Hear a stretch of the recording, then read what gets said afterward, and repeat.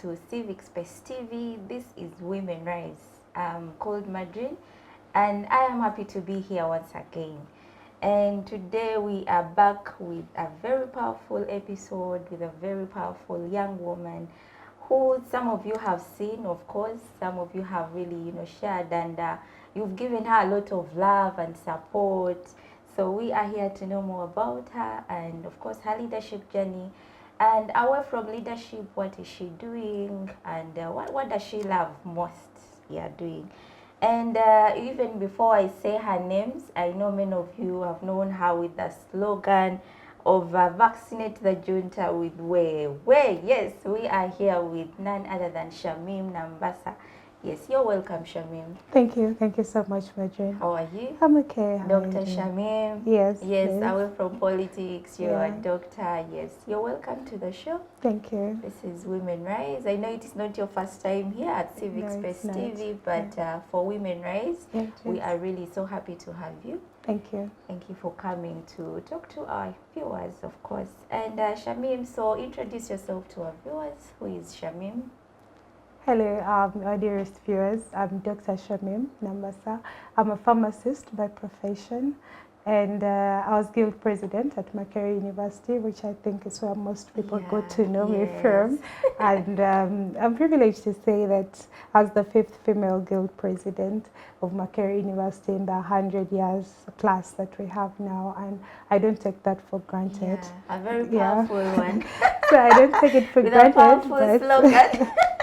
I think that is what attracted most people to the campaign, that it had so much energy, so much that people didn't expect from a young woman, but I appreciate that people gave me a chance to serve. So I'm a pharmacist. I served as guild president. I do my pharmacy work as well. I don't leave my career aside, but I'm also into leadership, activism, and health advocacy. Wow, beautiful. And so Shamim, we want to know more a little bit about yourself. Where do you come from? Growing up, how was it? And about your education background. Okay, well, I finished university. As of 2022, I graduated. I did my internship at Yumbe Regional Referral Hospital for a year, and I recently just came back. So most of you have not been seeing me around. That is why. For many people, they say, we don't see you around anymore. Where did you go? It's part of my career that when you finish school, you then have to do an internship for a year. But prior to that, I went through primary school, and I've shared with so many people that I went to a lot of schools. I think throughout my primary school, if I'm to count. Why is that? So what happens is that I went to about like 8 schools. And the reason was, so whenever I would go to a new school, we would study for like a term or 2, and then my parents would fail to pay the school fees. So we had to transfer to a new school, and then, they tell them we shall pay when the term ends. And so when we go to that school and things still don't work out, we have to go to another school. So there is even a school where I studied for 1 term. And I didn't even get the report card. I didn't get what. So when people hear me say that, most times people think, oh, maybe she was being suspended or what, but it was actually a financial issue. So I went through so many primary schools, but for my P7, I sat at Parental Care School, and that is in Kasese. So when I tell people that I studied from there, people think that maybe it's where I come from, that's where I belong, but my parents were working there, so we happened to have part of our early life there. So when I finished, I remember even the school where I finished my primary school from, I was given a bursary. So I want to believe that if it wasn't for that, probably I wouldn't even have made it that far. So with a background like that, I then, applied for secondary school. I went to Nambassa Girls' School for all my 6 years. And the reason I went there was, my father always talked about it.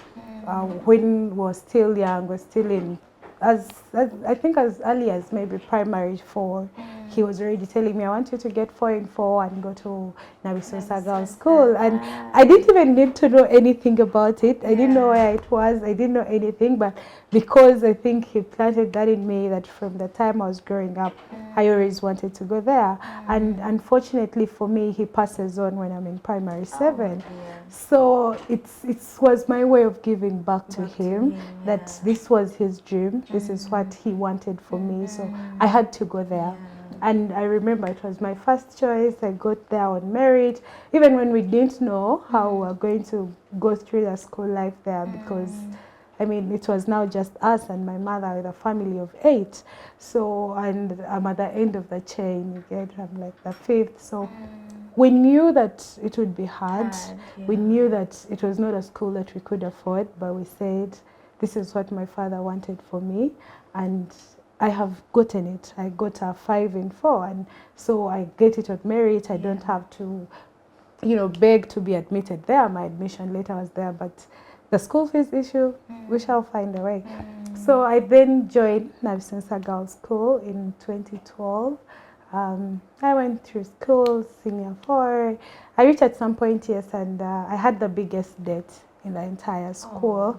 And they used to pin the names with how much you're supposed to pay, and so like they would pin, and you find most people it's maybe 10K, 5K, you know, small money that, and you had the biggest, you know, yes, and mine was showing like over 3 million plus. And so sometimes I'm passing by, because they used to pin it in the dining hall, and I find students say, oh no, this must be a mistake, no one can have such a debt, you get. So and I'm like, wait, it's this serious? And everyone's like, this is the biggest debt in the whole school. No way someone can have this whole debt. And for me, it is actually a reality. And so for the reason I continue to talk about these things is that I know there are so many young people who are in such a position, and they don't know. That put you down at one moment? Yes, so that was like, I think we were in senior 4 when it actually got to that point, and we had just we were going into 3rd term. So even I didn't want to go back to school. I told my elder brother, because by then we were staying with him, and I told him I don't want to go back to school because they're going to throw me out of class. They're not even going to allow me to pass and enter the school, because I mean, they want a full bank slip you've paid. But now remember, from the back, I have like a debt of 3 point something. And then there is even the next term that we are going for that I'm supposed to pay for. So literally that was like 5 million. And back then, I mean, it was still a lot of money, as it is even today. So I didn't want to go back, but my brother said, you know what? You've done your best, you've tried. Let's just try. If they send us back, we know that we failed. Maybe we shall find another cheaper school and you can just go and sit. So we went, and we even used a different gate, because we had the main gate where everyone is supposed to enter from, but then we had another smaller gate. So we came and we used the smaller gates, which we had not even supposed to use. So, but then I was a prefect, and we used to have prefects in form. So we reached the small gate, and I said, oh, yeah, I'm a prefect, what? So I tried to explain to them that I'm using this gate because I'm a prefect. I need to report early and start helping. And so the Askaris are like, oh, it's okay, you know, come in. So I find my way into the whole, yes, and into the dormitory. So they used to check us, like when you're entering the dormitory, they check, then you enter. And of course, the house mother has to check for everything, which I didn't even have. So I put my things there, like throughout the entire day, and then later when she was done and she left, that's when I entered the dormitory. Yeah, so I had to always like try to find ways to beat around it, until someday I'm in class, and then the class teacher comes and says, Shamim, who allowed you into my class? You have the biggest debt and you're sitting here. Go to the headmistress's office. I can't even bear with you. I don't have anything to speak to you about. I'm like, okay, now it's done for me. It's the end. And so that's when, of course, I went to the headmistress's office. I'm seated there. I'm crying. I don't know what to say, because it was already wrong for me to, you know, yes, to be in school. And I'm a prefect, and then I have the biggest debt, and it was just too much. But then I think for me that was the turning point. The headmistress came and said, oh wait, because we had done mock exams the previous term, so they had just brought back some results, and among all the schools that had sat, I had been the best student. So she's like, wait, I'm talking about you in the staff meeting. What are you doing here? So I explained to her. She's like, what? okay, she's like, okay, I'm going to forgive you for this term, since, because we used to have scholarships. If you're the best the previous term, they give you for the next term. Like, okay, you just remove that one. So she told the bursar, remove the school fees for this term. They removed the bursar, said, it is still too much. It's like, okay, you remove the other school fees of the other term. It is still too much. That mistress was like, no, what do we do for it? Like, you know what, just remove everything. Clear her off, let her go back to class and study. Yeah, and that was like, I think for me that was it. Yeah. And since then, then she put me on tour scholarship. So I come back for my A level. I had a 9 in 8 in my senior 4. Then I come back for my A level. I did biology, chemistry, and math. And there I had a scholarship from her. So I didn't have to worry about school fees anymore. Yeah, so I started to like maybe come out to fit into the space that I think I did deserve from way back, but because of the challenges I had, I kept to myself that, you know, so I became head girl at that point. And yeah, I finished, I got 18 points, and then I got government for pharmacy, and I think since then the things have been different. Yeah, and so for me, maybe just to say to the young people that there's so many who I think are in that position, who I believe are even maybe in worse, but you always just have to do your part. Because I think for me, if maybe I hadn't really tried to perform as much as well as I did, the scholarships wouldn't have come through. Maybe if I was so afraid to try, I mean, the time I said let me not go back to school, what if I actually didn't? No one would have known that I needed that help. So at some point, we need to come out and seek for the help that we need. Wow. A beautiful one for the young ones who are watching us. And which kind of child were you when growing up? Well, when I was growing up, I think I was a very humble person, by the way. Okay. Yeah, even if you met my mom, my siblings, everyone would be like, but this girl is so humble. How is she, going into the spaces? Yeah, and the politics. Every time it would surprise them, because I was always the quiet kind that I would sit down and just keep quiet. Like even my little sister used to tell people that I don't talk. So some people thought I was dumb. Yeah, people thought that I was dumb when I was still young, because I used not to speak. Like I would only speak to a few people, but of course, but I was sharp in class, so it always shocked people that, oh, she doesn't speak, I'm not, but I will sit down and do my work, I'll be organized. So I think that's like the kind of childhood that I had until maybe at a later time is when I sprouted and started to be like, the outspoken kind of person. Okay, so you join university and here, boom, leadership. Well, it was not a boom. It was not a boom. It started from somewhere. Yes, I want to believe that. Okay. Because, like I told you, I was head girl at Nambassa Girls' School. So I come from there, and like being a head girl at Nambassa Girls' School, you get to spaces where you start to speak out, you're given opportunities, and I appreciate that, because I think these schools where we study from are our nursery beds for us to get to somewhere, because I know for a fact that I didn't have a chance to address that, like public, gatherings, groups of people, if it wasn't for the school that I was in. And it was just at assemblies, you come and tell students, this is how the week was. We used to have weekly reports. We used to read news to students. So I feel like that was an opportunity for me to master that area and, get to also experience leadership, but at a different level. But I want to know that at high school, it's completely different from university. Okay. Yeah, because I mean, like you saw when you're at in secondary school, there are rules and regulations. Students know, the pupils know that they're not supposed to do this. There is punishment for this. But then when you get to the university, everyone is doing what they want, and they, like, you're just expected to do things. I think from the other side, it's leadership, but I think it's a bit different. That things are a bit ironed out, and you don't have so much responsibility on your shoulders compared to the university. So from there, I think it was a good area for me. But then when I joined campus and I joined university, I was a class representative in my first year. And yes, I feel like that's something people take for granted, but it's a big deal. It is. I feel like class representatives are the closest people to the students' body and even to the lecturers. So I think if I'm to say like LC ones, I think, because every student is crying to you. I can't see my marks. When is the lecture going to be? I can't do this. I'm having issues. Like literally, it's the first people everyone runs to. So for me, that's why I started from, and I do appreciate the role that being a class rep played in my journey, but also what class reps still do at the university. So being a class representative, I was able to get to know each student to that personal level, that you know someone, you know this one, you have to remind them that they're lecturers, this one you have to remind them to submit their coursework, you have to remind so and so. That's where it starts from, that now as a class representative I'm getting them information, you're doing this, you're the person people reach out to most.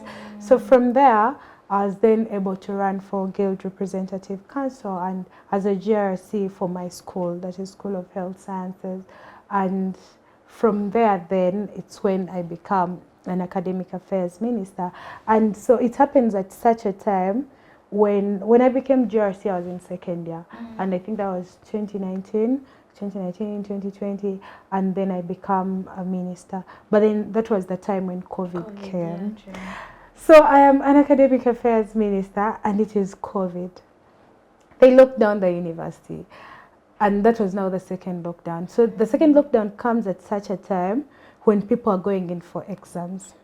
So you have finalists on your case and saying, look, Shamim, we want to be done with this. We are tired of university. And then they were going to do exams the next day. So you're saying, now what do I do for these people? Because I understand them. I mean, no one wants to wait for 10 months, for how many months, just to sit for exams. And if you've been a finalist, you know what it means. And then I also have these other ones who are saying, for us, we are students, we have student visas, our visas are going to expire, so how are we going to go about this? And then you also accommodation, we have to look for. So you have all those students, and then you have these other ones that are saying, Shamim, for us, we're in the village. Me, I don't have a smartphone. For us, we don't have electricity. I have to go to the trading center to charge my phone. So I'm like, wait, okay, what am I going to do with all this? I have these ones that are dying, they want to finish their exams, but then I also have these ones that are saying, we can't afford to do online exams, we don't have the capacity to do that. And that was also a very big percentage of the university, because data is not cheap.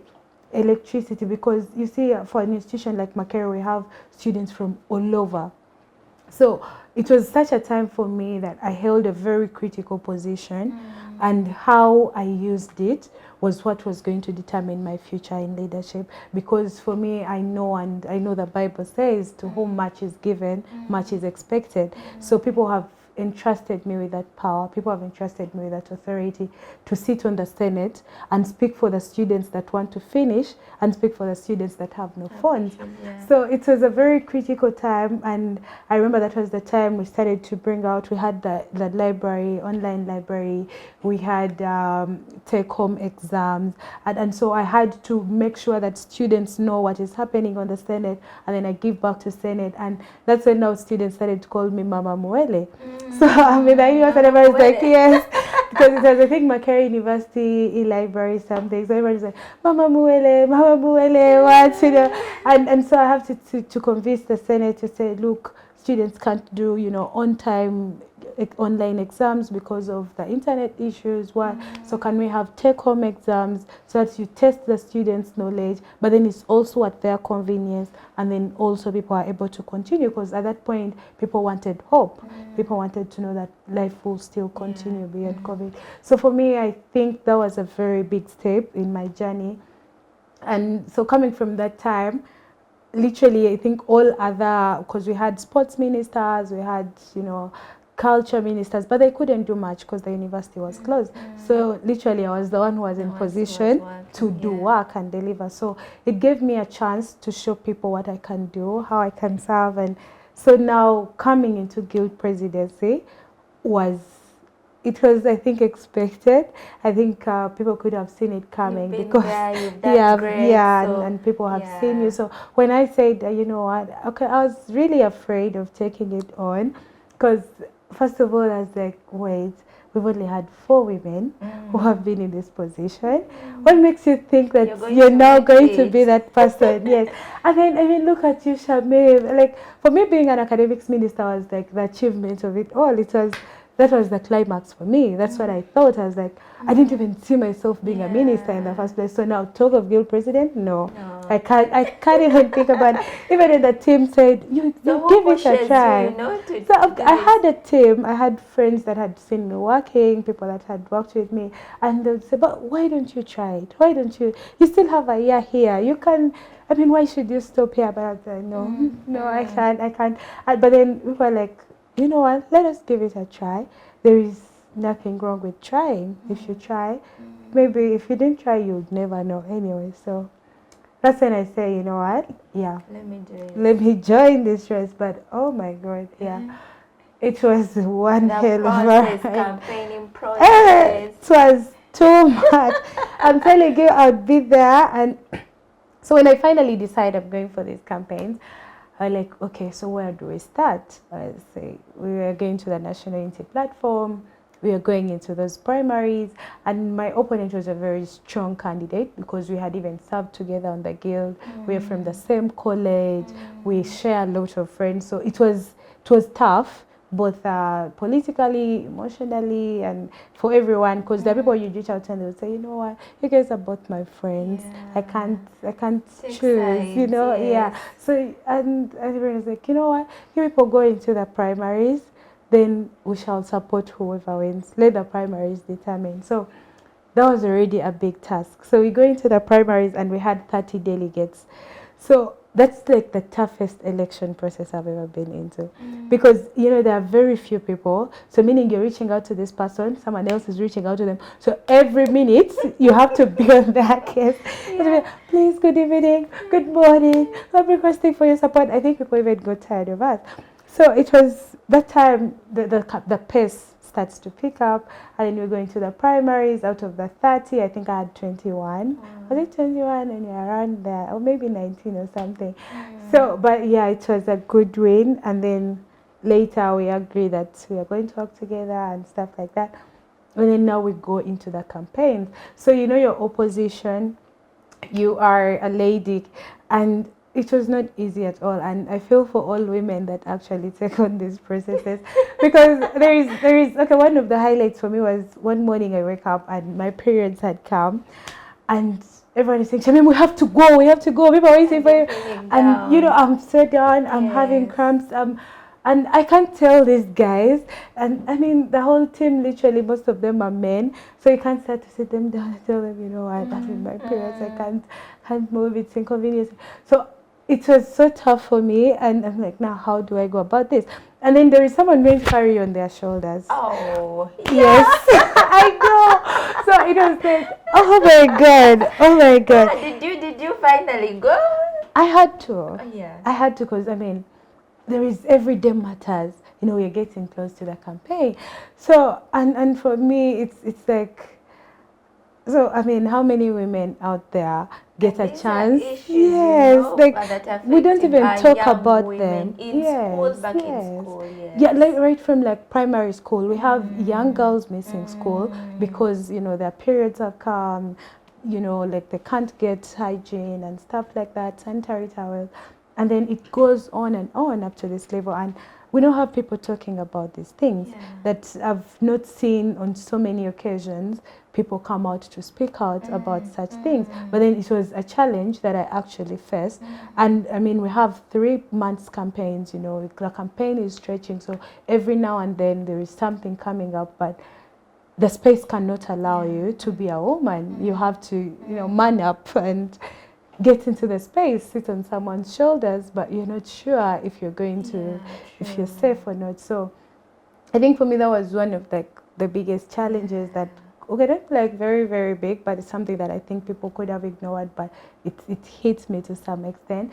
And then, of course, even the campaign itself picking up, you know, the stereotypes, because I think for a woman in this space, someone will look at everything, they'll say, yeah, she can speak, she can work, she can do this. And then, of course, then they'll be like, how tall is she? How does she look? So Why is she so fat? Yes. Physical appearance. It's for a woman, it matters. Like, you'll see that those are things that people put out there. Yet it shouldn't even be the point. And I think we need to. Does it even matter for me for the way I look? No, exactly. Like, it shouldn't matter, but it actually does happen, that people are going to be like, that one, but why does she, look like that? Why is she so small? Why is she so big? Why is she, why is she short? So her smile is no good. So yes, everything how does she speak? So for me, I find that for women as us in this space, it goes beyond the qualities that you bring on table. That if you tick all the other boxes, if we are to tick boxes compared to men, we have to take like 10 more boxes. Compared, for a man it is, oh yeah, he can speak, he's good, he can work, and it's okay. But for a woman it is, how does she look? There's so many things. Yeah, there's so many other sentiments that shouldn't actually even matter. So for me, that was like one of the things that we also had to fight, that you had to show people that you need to look at Shamim beyond just being this woman that you can look at and say, can I sleep with this one? Or, so it's a lot of work. So Shamim, how did you overcome all these, negative comments? A lot that, came up to you as a woman. Well, first and foremost, I had to know who I was as Shamim. And I think that's one thing that women need to, and everyone in this space needs to take, that who are you? Ask yourself, sit down and know, what are my strengths, what are my weaknesses, and what are my priorities, what are my opportunities. So I sit down and I say, I know that I can speak. I know that no one can beat my confidence. So I focused on that. I decided to focus on showing people, because when I went to spaces, when I moved into classrooms, people would be like, oh, she's so little, she's so small. But then when I started speaking, I would be like, what? Wait, are you the one shouting like that? So I knew that that was my power. I knew that my power came from speaking, from holding that microphone. So I had to focus on that. Every opportunity I got, I had to show people that Shamim can actually do what? Speak. I had to show people that I can speak for you. And Shamim, you were talking about this. I'm now thinking of a girl who is down there, maybe in the far places. How do these girls, find themselves, the potentials, and to come out to be confident? To speak and take these spaces. So first and foremost for me, it was trying out different things. At first, we all start out without knowing what we are good at. We all start out without knowing that, oh, I'm maybe good at speaking, but maybe I'm not good at writing. Maybe I'm good at personal interactions with people. Maybe I'm good at, mobilization. So you keep trying different things, and at the end of the day, you'll find who you are. You find yourself and settle and say, I'm actually good at this. I can do this. So for me, the only problem I would find is when people don't want to try out and thinking that things will just work themselves out. That when they look at people maybe who have been to these spaces, you're looking at Shamim, she can speak, she's confident, and then you think, oh, maybe she was like that. No, I started from somewhere. Like I told you, I was a very humble and quiet person when I was young. Up to like secondary school, I think, I was always in my space, and until I had to come out and start trying. And the first time I gave a public speech, it was a mess. But then with time, I started to learn. I started to say, oh, yeah, I can actually do this. I can actually mobilize. So for the young people, the young women, everyone out there, try to find yourself. Try out different things, because I could be here, but there's some talents that I actually could be having that I don't know. But there are also things that I know I'm not good at this. But then even when you're not good, you try to work on it. Identify, I'm good at this, I'm going to focus on that. But then this, I need to work on it. I've seen people who say, that's how I am. That's, that kind of thing. We need to do away with that. What do you mean, that's how I am? Kept us, down in those dark be like, places. Me, I'm an introvert. That's how I am. Come on! Get out of that shell, break that glass ceiling. So I think that's the things that we need to work on. And instead of being comfortable with some things that we can actually fix, we need to start to fix fix them. Yeah. Trying out is the big Yes. deal here. Yeah. Okay, Shamim, so your experience as a guild president in Makerere, Yeah. yes, what are some of the issues you think that maybe opportunities that came with this position, but also Yeah. challenges That that you think you experienced? Well, so like I've said, you've seen my journey, how I get into the guild office. And so I get there, and I think for most of us, what we need to say is that sometimes we are not really prepared for something, and it is okay to admit that. That as young people, as we are growing in this leadership journey, we don't know everything. Yeah, And until we actually accept that and get to know that you don't know everything, you need to learn sometimes, you need to accept. So for me, getting into the guild presidency seat, I was learning, and at the same time I had to execute. That for example, for me, one of the biggest challenges was getting to the university council. So the UOSHA says we must have 2 student representatives on the university council, and you know, we're going there. So when you've not been in an office, you keep saying, why aren't you doing this? Why aren't you? But then when I get there, so I get into council, and we are like 27 people, but we are 2 student representatives. But then the 27, one person is representing maybe Mwasa, one person is representing convocation, another. So everyone has someone they're representing, but then there are also those that are there by virtue of the position that they hold. But then we who are representing the students, we have the biggest number of people we are representing. We represent the biggest, but then we are still only 2. So it is expected of you to be in that position, and you're speaking on behalf of 40,000 students. And when you go to the council, it's about numbers. So you find that there is something you're supporting, you're fighting for students, but it doesn't matter to the people seated on the council. For them, it is, they're also there for their own business. So you find that you don't have the advantage of numbers, which should be the case. So back then, students here are expecting you to push for this. You're saying, we want this. But then when you sit on council, you're there, you as you. So you find that in most cases, if you want something to go to you, you don't have to subject it to a vote. Yet actually in council, things work by voting. So that was like one of the biggest challenges that I faced. That at some point we had an issue where they wanted to close a certain hall of residence, and you know what that means. So we were talking about it, and someone is like, no, but we've closed these halls of residence before. It's not the first time we can still. So it had to be like a battle, and which shouldn't have been the case. So I think for me it is students need to know that their power, that the student leaders that they send there, their power comes from these students. So if you get into that office and you don't have students backing you, it's horrific for you. And I think that is something that we need to keep students knowing, which I think I should have done a bit more, that students need to know that the strength of their leaders comes from them. So if students have to, they have to stand with their leaders. But then also, as young leaders, I think for me it was everyday students had issues. So you come with a manifesto. You know, I come with a manifesto saying, I want to advocate for renovation of halls of residence. I want to advocate for opening of the university because we're coming from COVID. I want to advocate for, you know, marks being on the portal all the time. But then you get to the office, and today you're solving this issue.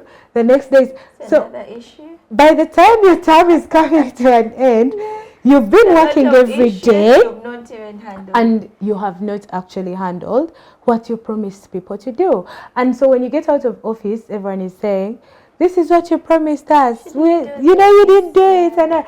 But literally every day, you had an issue you were sorting out. You're saying, I have to, you know, a certain student is reaching out to you. For us, our lecturer has refused to give us our marks. For us, our marks are missing on the portal. For me, they did it. So every now and then, our allowances have not come. What they gave us, but some of us didn't get.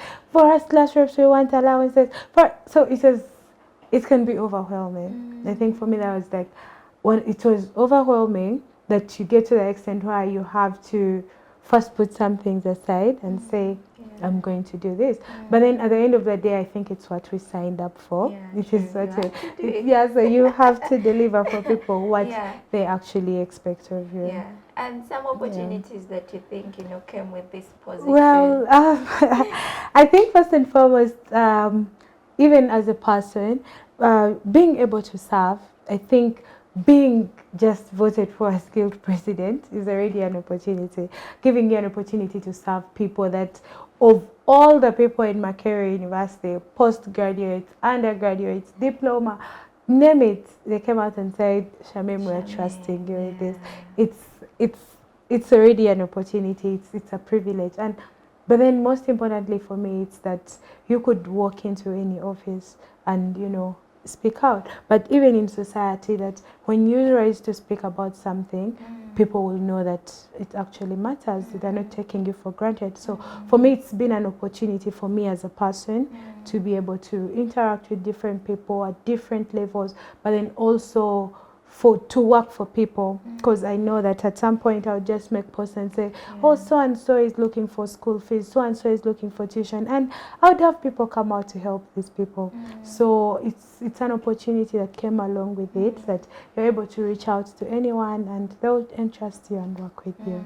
Yeah. Shamim, how did mommy feel, that day you told her, mommy? Made it. And also, your experience that day when, they announced finally the results.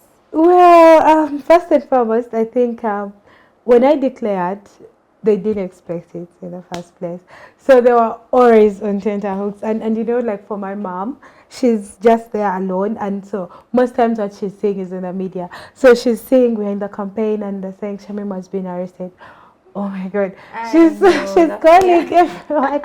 She has been arrested. Where have they taken her? What's it like? She was on tenterhooks. I think for me, I could have reached a point and I was confident in the campaign. But then for her and for my family, it was a different story. They were on tenterhooks. And for her, it was not even about the rest.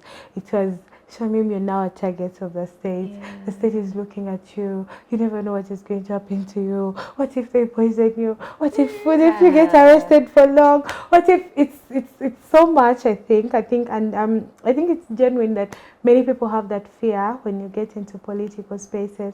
But then when we finally won, I think for her, and because she called me and she said, oh my God, Shamim, everybody is talking about you in our women serving group. You're the one on the group icon. Everyone is congratulating me. Everyone is proud of me. Like they're congratulating her instead. And so she was so happy. She felt so fulfilled. And I remember even my banner that I had, they picked it and took it to her coffee factory. And to date, it is still there. Wow. So, yeah, she was so happy. She was so proud of me because my mom didn't study so much. She could have stopped maybe in like Form 3 or something. So, to see her daughter make it this far, it's an achievement for her. Yeah. Wow. So, Shamim, while in office, what are some of the things you feel you didn't do, or you think that you should have done better for your students? First and foremost, when we get into office, it was during COVID. We had those phased reopening. Some are home. You come for 5 months, for 5 weeks. You go back, which was rather inconveniencing for students. And one thing I promised them was that we're going to open the university, and people focused on my slogan saying, "Let's vaccinate the junta." But it was a longer thing because they were saying illiteracy cannot stop COVID, and so we didn't see why we had to keep home because of COVID and there was already vaccination, bars were open, everywhere else was open besides school. So that's one thing I remember we had to fight for, and it's worked out. But to answer directly the question you said, so when we are to compare the generations that we had before and the times of us, maybe from 5 years back to date, there is a very big difference. And we must admit it and we must say it, that during the times of before we came to university, before we made it, you would see that as Makerere University, they had a say in the affairs of this country. that if you speak to guild presidents that were there before, they would say they would write a paper on a certain policy and present it in parliament. They would they fought, you know, the Toji Kwatako campaigns, they fought the OTT. They had a lot that they did, that Makerere University was beyond just the student space, but it did have a say in the affairs of the country, which I think for me is something that I could have not really focused on. And if I had an opportunity any other day, I would actually fight to see that come back, because Makerere, being the ivory tower she is, and at the helm of the education sector, the helm of the system, with the most educated people, Makerere should have a say in the affairs of this country, which is what we don't see today. That students have been sent back to class, that it is now, I enter the university, study and leave.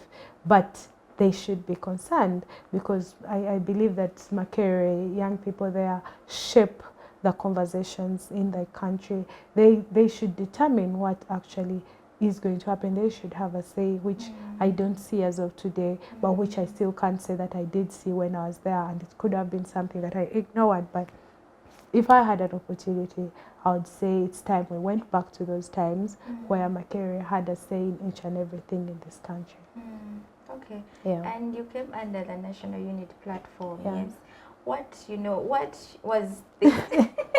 I want to know, what drove you to, coming under this ticket. Yeah. And of course, the president of the platform is a young person. Yes, Could it yes, also yes. have, been one of the factors?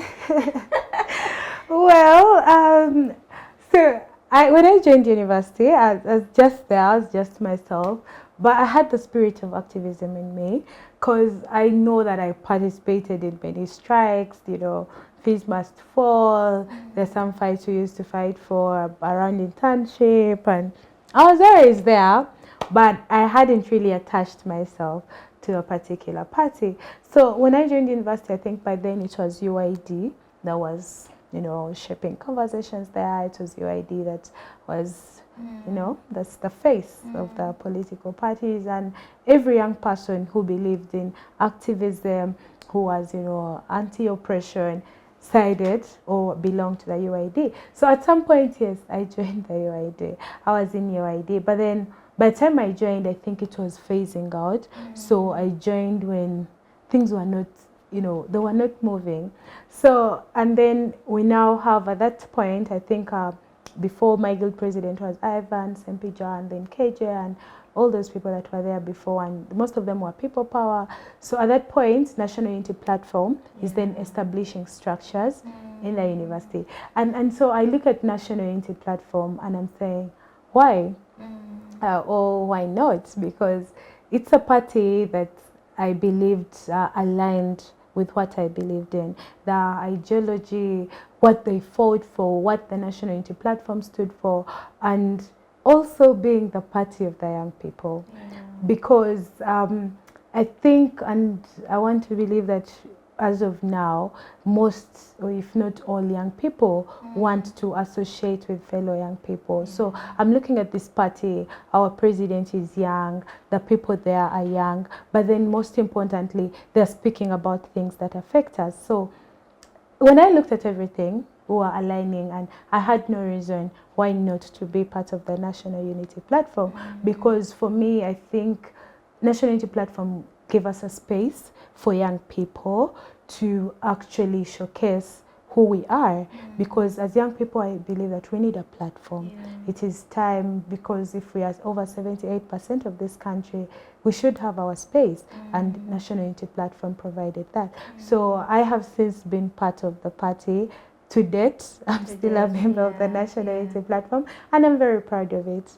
Yeah, and I would encourage young people who stand with the people to join us. Okay. Yeah. And right from there, you're still involved into politics, Yes, with people power movement.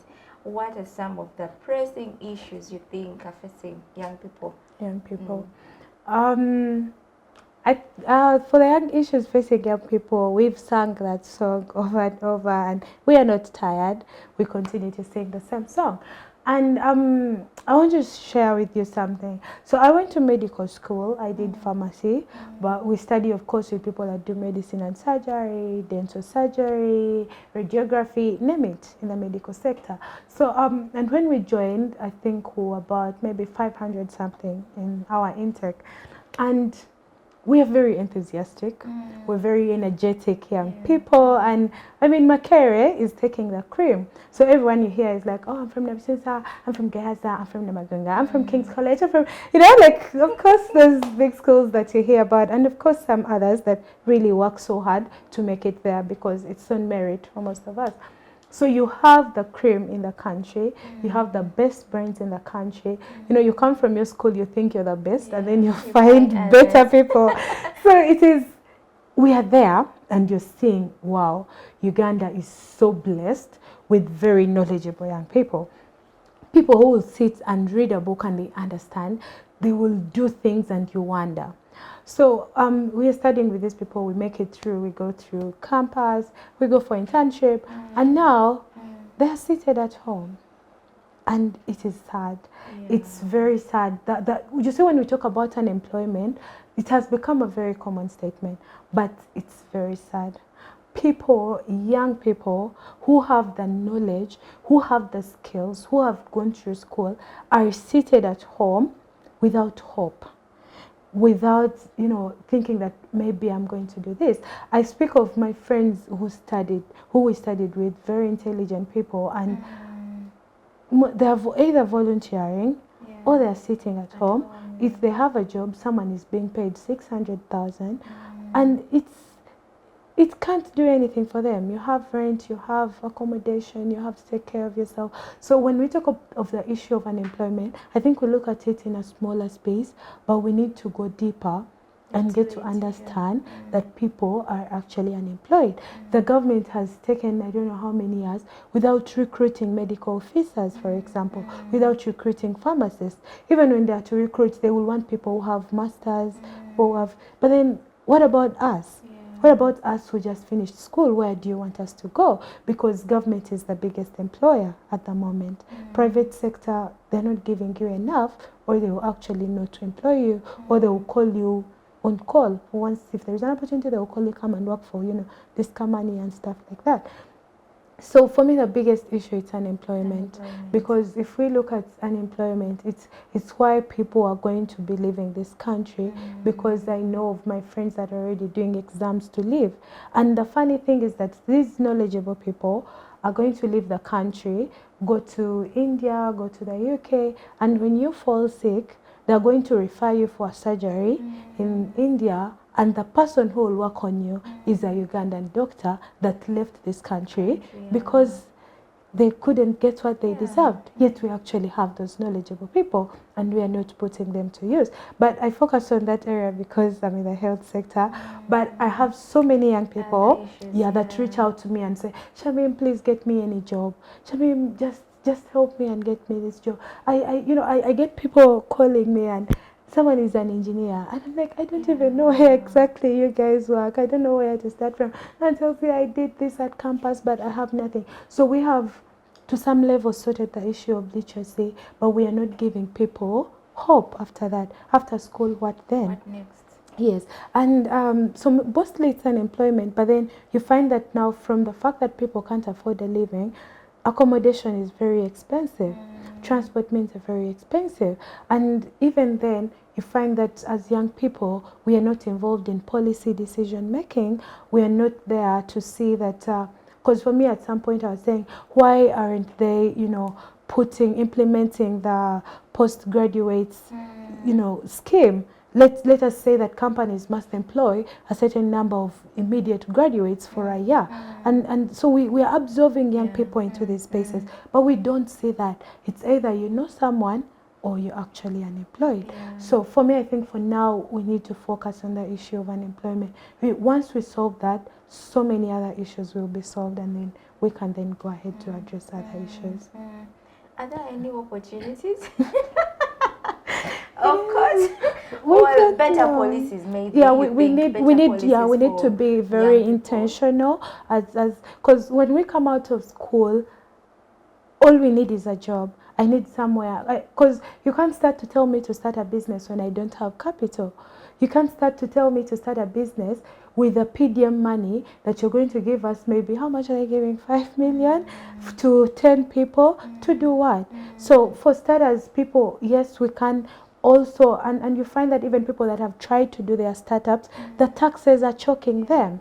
You know, sustainability. Yes, sustainability. Yeah. Most people have seen start businesses. Young people will start a business, but it will not make it to their first year anniversary. And you talked of PDM. You know, recently the president is moving around, supervising. But I'm seeing old people only. I'm not seeing young people in those spaces. So we need to be intentional that we want this for the young people, because in truest honesty, we are dying. It's so sad. It's very bad. Yeah. And you talked of decision making, involving young people into decision making. At what percentage? We are the biggest percentage. Yes, people, 78%.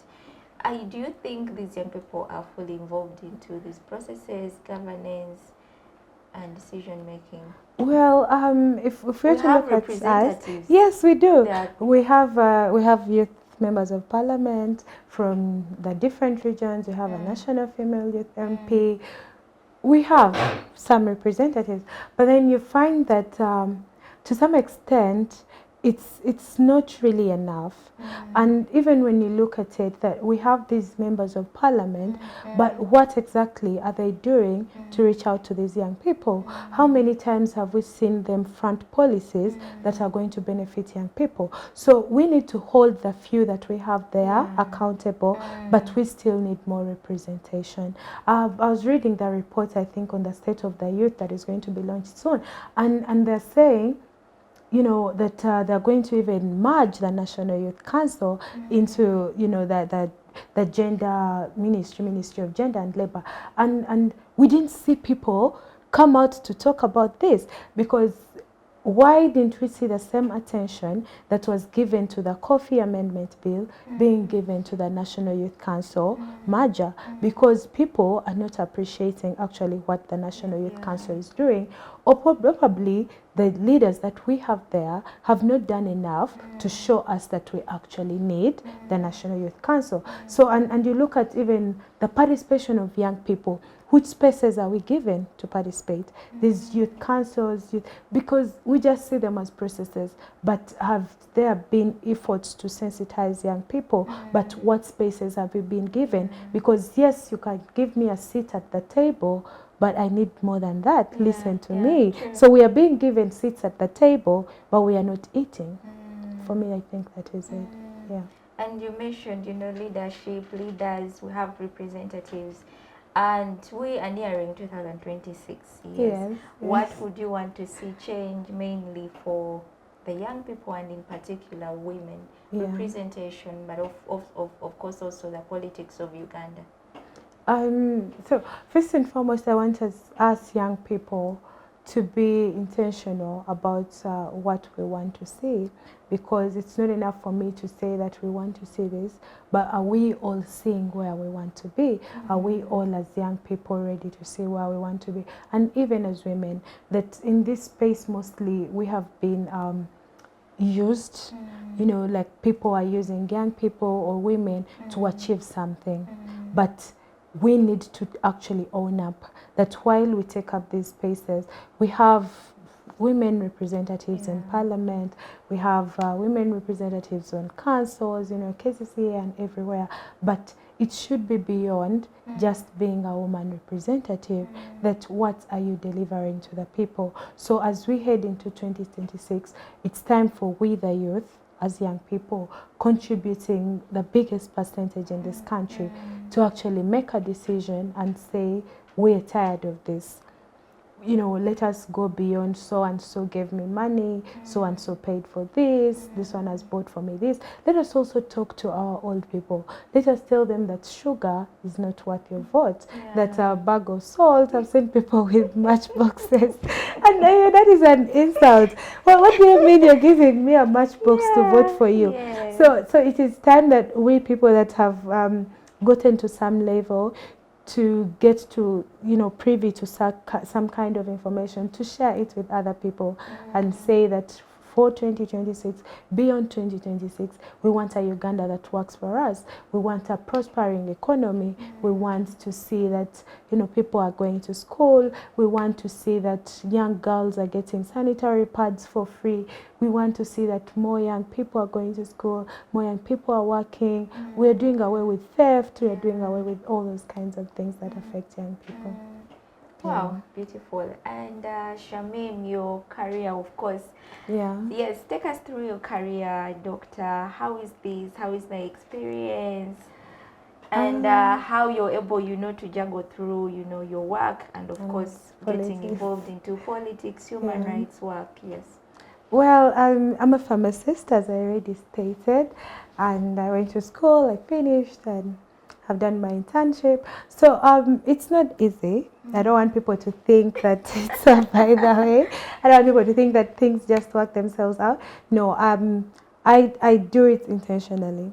That I sit down and I divide my work, and I'll say that on Wednesday and Thursday, because okay, I think what people need as a pharmacist, we supervise pharmacies, we supervise the operations of pharmacies.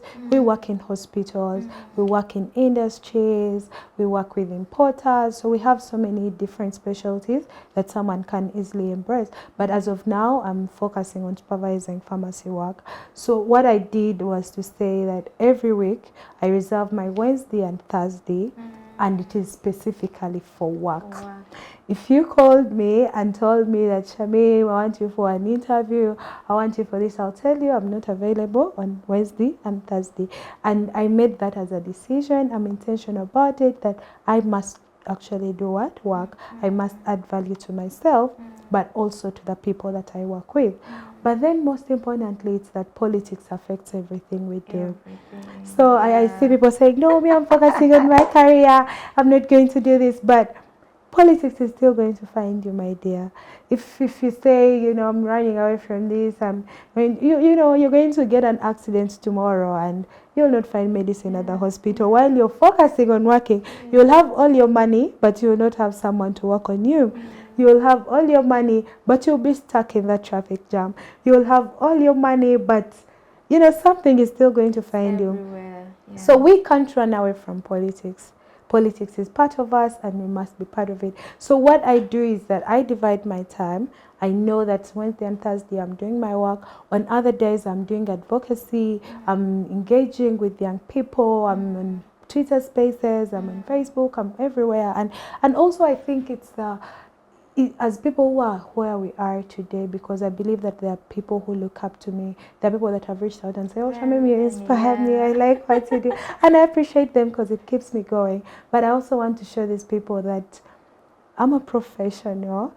I don't want them to think that I'm just there, you know, like any other career politician trying to find a living in politics. No, I'm in politics because I know to what extent it affects us. So I'm not there to look for maybe money or a living, because I can do my pharmacy work and get the money that I want. But then I also want them to know that you can do whatever you're doing. You can be a teacher, you can be a lawyer, you can be anything, but it shouldn't stop you from being part of the affairs of your country. And growing up, did you yourself, you know, becoming a doctor? Yes. I wanted to, but of course, but you know, as you are growing up, you keep changing. So at some point, I wanted to be a lawyer. At some point, I wanted to be an engineer. So I kept on changing. But for me, finally deciding to go into the medical field, I think it was after my father passed on, because my father died because he had, I think, hepatitis. He had his liver failed, and he had fallen sick for a month. He had been going to hospitals. They would test, but they failed to, you know, detect the disease so soon. So by the time they find out, it was already too late. And for me, that was a gap. I said, we could have saved his life. You know, he didn't have to die. I mean, if he had been diagnosed early enough, because I mean, this is something that someone can live with, or someone that it can be cured.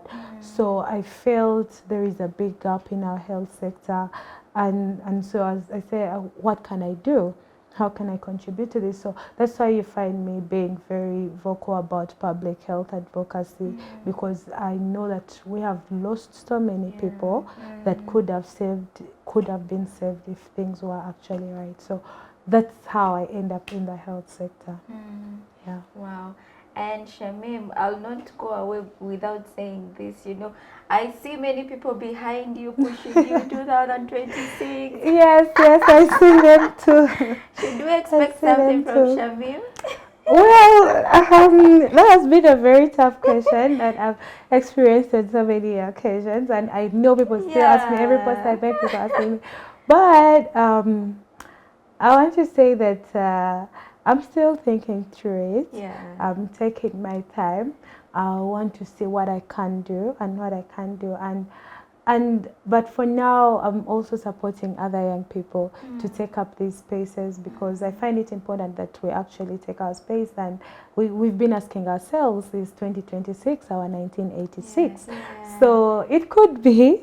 So you never know. Yeah. It could be our 1986. And so, of course, definitely, what I can tell you is that definitely I'm going to come through in 2026, and I'll be looking forward to your support and your advice. We are here. Thank you. As we come to the end of the conversation, any advice to our young women who are watching us, and in particular those who want to engage in governance and of course politics? Yeah. To the young women out there, we are very many. We are there. I've seen most of you. You've reached out. I've reached out to some of you. Some of you inspire me. Some of you inspire. And we are in this space, and mostly in the political space.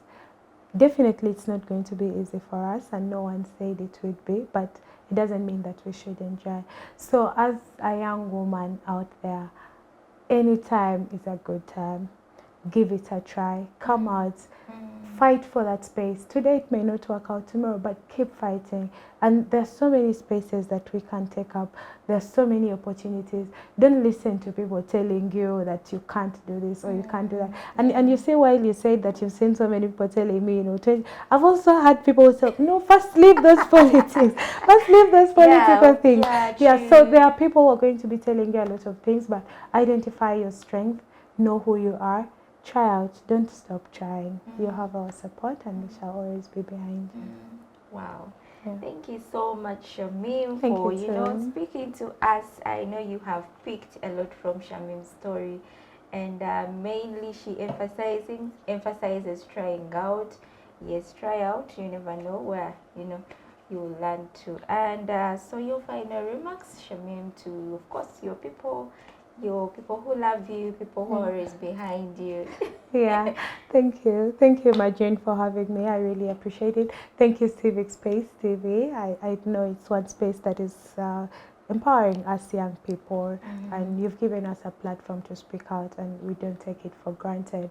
And to all the people that believe in me, people that believe in young women, people that believe in me, the young people, do not stop believing, because at some point, yes, we break down. So there are times I feel like, I should leave these things, I should let go. But then when I make a post and then I find people say, oh, Shamim, we love you, we like what you're doing, continue. It gives me courage. It keeps me moving. It's not an easy space, but for the love that you have showed me, for your support, and for all your encouraging words, please don't stop. Continue to support whichever young woman you see out there, whichever young person, because it means a lot to them. And I appreciate you. Wow. And thank you for watching. Wow, thank you so much, our viewers, for watching. As always, I believe there's something you have picked from this story, today's episode. Very powerful, with a very powerful young woman. Thank you so much to the people on the cameras. I've been your host, Madreen. See you next week. Bye.